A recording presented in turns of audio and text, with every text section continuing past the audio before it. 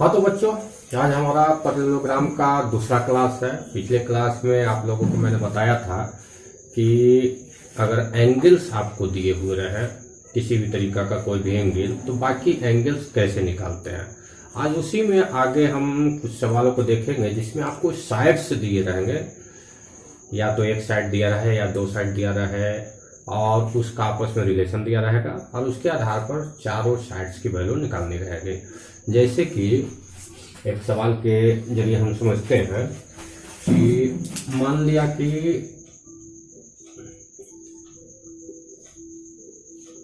ये हमारा A B C D एक पैरेललोग्राम है, जिसमें बता दें कि ये वाला साइड जो है 5 सेंटीमीटर है, ये साइड जो है 6 सेंटीमीटर है। तो आपको बताना होगा कि बाकी साइड्स की लंबाई यानी ए बी और बी सी की लंबाई क्या होगी। हमारे पास दिया हुआ क्या है, A D equal to 5 centimetre और डी सी इक्वल टू है 6 सेंटीमीटर, और बाकी निकालना है। तो पैरेललोग्राम के प्रॉपर्टी के अनुसार आप जानते हैं, जो डेफिनेशन मैंने बताया था कि आमने सामने की साइड्स बराबर होती है और इधर की भी आमने सामने की साइड बराबर होती है। यानी कि आपको ए बी की लंबाई जो निकालनी है, ए बी इक्वल टू होगा ये जो सी डी है या डी सी है, वही आपको ए बी का वैल्यू होगा, और डी सी की वैल्यू हमारा 6 सेंटीमीटर है, यानी कि ए बी की वैल्यू भी आपका 6 सेंटीमीटर हो जाएगा। Same to same B C निकालने के लिए बी सी जो है वो बराबर होगा ए डी के, और ए डी हमारा दिया हुआ है 5 सेंटीमीटर, यानी ये हो गया आपका 5 सेंटीमीटर, यानी ए बी 6 सेंटीमीटर और बी सी 5 सेंटीमीटर। ये साइड निकालने का जो सबसे सिंपल प्रॉब्लम होगा वो है। इसी सीरीज में आगे हमारे पास एक सवाल है कि ए बी सी डी एक पैरेललोग्राम है जिसका पेरीमीटर दिया हुआ है 180, यानी पेरीमीटर का मतलब हुआ ये चारों को जोड़ के, यानी A B B C C D और डी है, ये चारों को जोड़ के हमारे पास 180 है, और साथ ही साथ दे रहा है कि ये जो एक साइड है दूसरे साइड से 30 सेंटीमीटर ज्यादा है। यानी अगर ए डी को मान लेते हैं अगर x, तो ये बी डी सी हमारे पास है x प्लस 30। ये हमारा सवाल के अनुसार परिस्थिति है। तो चूंकि ए डी अगर आप x मानते हैं तो इसके सामने वाला बी सी भी आ जाएगा, ये x ही आ जाएगा, और ये x प्लस 30 है तो ये भी आपका x प्लस 30 आएगा। ये कंस्ट्रक्शन के अनुसार हो गया। अब जो है हमारे पास पेरीमीटर जो है वो 180 है, तो पेरीमीटर से ही आगे हम चलते हैं। तो पेरीमीटर यानी हो जाता है आपको चारों का सम, यानी A B plus B C plus C D और प्लस ए डी, ये सब मिला के 180 है। अब हमारा ए बी जो है यहाँ से देखिए x प्लस 30 लिख दिया, बी सी हमारा x है लिख दिया, सी डी हमारा फिर x प्लस 30 है, और ए डी हमारा x है, ये 180 आ रहा है। अब x x x x ये आ गया आपका 4x और प्लस 30 ये हो गया 60 बराबर 180। अब ये 60 इधर जाएगा तो माइनस में आ जाएगा, यानी 4x बराबर हो गया 180 माइनस 60।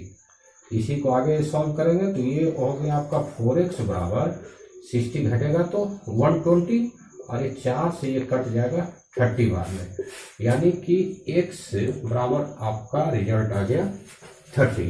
x का मतलब क्या हो गया, ये AD का वैल्यू आ गया आपका 30, तो ये BC भी हो जाएगा 30, और ये हो जाएगा आपका 30 प्लस 30 इक्वल टू 60, और ये भी हो जाएगा आपका 30 प्लस 30 इक्वल टू 60। इस तरीका से हम लोग इसके चारों साइड्स को निकाल लेंगे। अब अगले सवाल पे जाने के पहले थोड़ा सा हम पैरेललोग्राम का कंस्ट्रक्शन देखते हैं। देखिए ये हमारा पैरेललोग्राम है जिसमें ये पैरेलल है और ये पैरेलल है, साथ ही ये एंगल बराबर होता है और ये एंगल बराबर होता है। फिगर देख के ही आपको लग रहा है कि नहीं कि ये एंगल छोटा है और ये एंगल बड़ा है, इससे ये बड़ा होता है। तो अगला सवाल हमारा कह रहा है कि पैरेललोग्राम का जो छोटा एंगल है और ये बड़ा एंगल है, बड़ा एंगल इस छोटे एंगल से दुगने से 20 कम है। यानी कि अगर ये मान लिया कि एंगल x है तो ये इसके दोगुने यानी 2x से 20 कम है।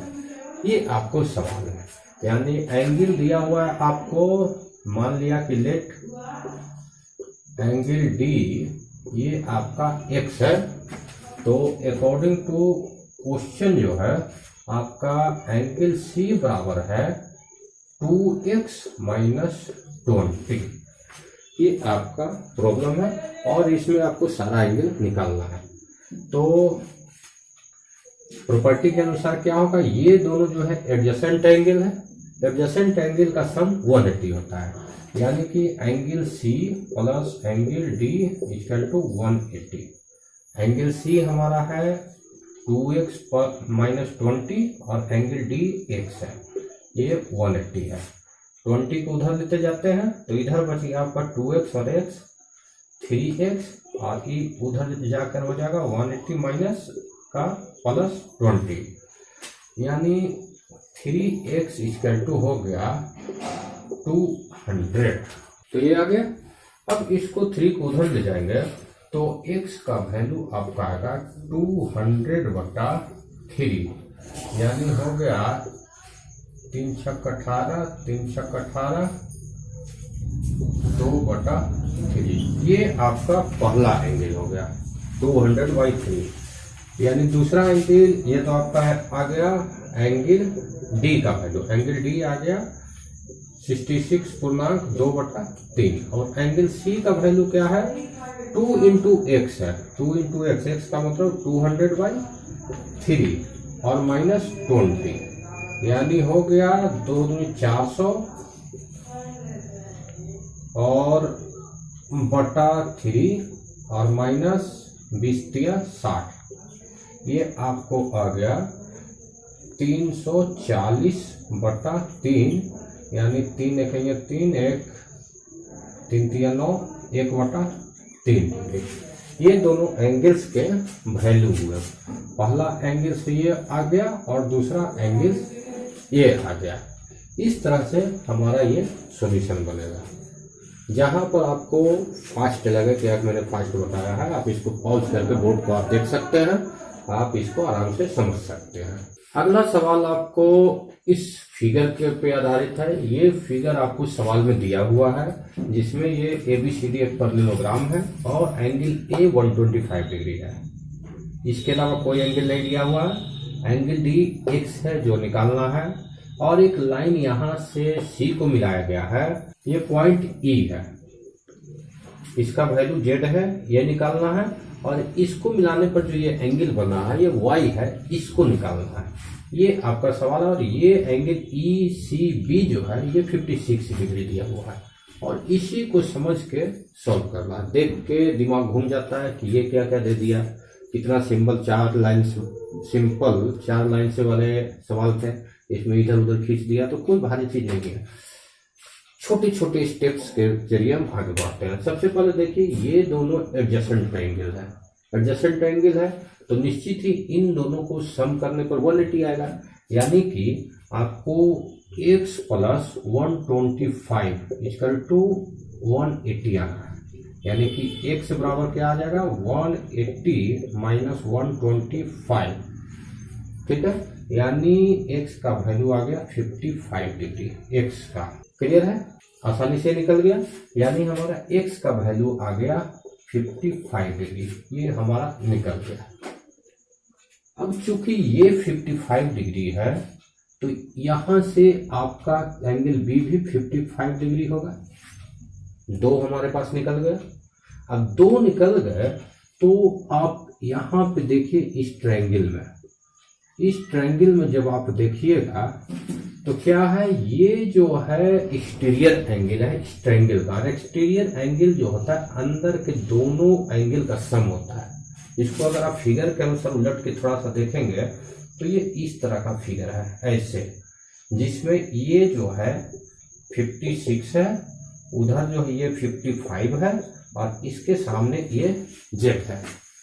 तो ये एक्सटीरियर एंगल जो होता है इन दोनों का सम होता है, तो ये दोनों को जोड़िएगा तो 55 55 110, ये 111 डिग्री आएगा Z का वैल्यू।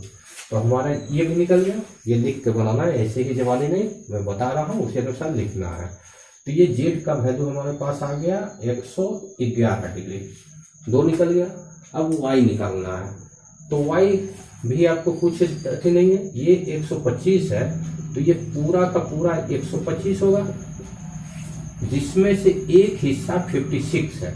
तो दूसरा हिस्सा निकालने के लिए क्या करना है, 125 में से 56 को घटा देना है।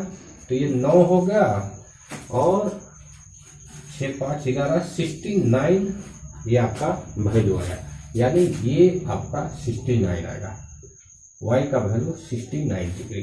कितनी आसानी से ये तीनों का तीनों वैल्यू निकल गया, सिर्फ देखने में टिपिकल लग रहा था और बहुत ही आसानी के साथ ये आपको मिल गया। अब सेम तरह से ये भी क्वेश्चन है, पैरेललोग्राम है, रेक्टेंगल है, रेक्टेंगल भी पैरेललोग्राम होता है। ये रेक्टेंगल है जिसका ये डायगोनल है, और डायगोनल के अंदर ये 3x है, ये 2x है, ये 5x है, x का वैल्यू निकालना है। अब आप पैरेललोग्राम चैप्टर पढ़ रहे हैं और इस फिगर को देखिएगा तो चकरा जाइएगा कि ये अब कैसे बना है, इधर का कुछ वैल्यू दिया ही नहीं, इधर का दिया ही नहीं है, क्या करें। लेकिन अगर आप पैरेललोग्राम चैप्टर नहीं पढ़ रहे, ट्रायंगल चैप्टर पढ़ रहे हैं, तो इसे आप ढक दीजिए, तो आपको ये ट्रायंगल है जिसमें तीनों वैल्यू आपको दिया हुआ है। और ट्रायंगल का आप जानते हैं कि सम 180 होता है, यानी कि ये तीनों एंगल यानी 2x plus 3x plus 5x, इसका वैल्यू आपको 180 आएगा, यानी 5 और 3 8 और 2 10, 10x बराबर 180 डिग्री। तो x का वैल्यू आ गया 18 डिग्री। आराम से x का वैल्यू में निकल गया। और वही अगर आप पैरेललोग्राम सोचते रहते तो नहीं जाता। तो प्रॉब्लम बनाते समय आपको एक माइंड में नहीं आना है कि हम इस चैप्टर को बना रहे हैं, इसी के फॉर्मूले को यूज करना है। आपको घुमा के भी सवाल मिलेंगे, तो आपको माइंड को खोल के रखना है और फ्री माइंड से सोचना, आपके सारे सवाल बहुत ही इजीली सॉल्व होंगे। तो आज के लिए इतना काफ़ी है, अगले वीडियो में मिलते हैं, तब तक के लिए धन्यवाद। अगर चैनल नहीं सब्सक्राइब किए हैं तो सब्सक्राइब कर लीजिए, अपने दोस्तों तक भी पहुंचाइए ताकि उनको भी फायदा मिल सके।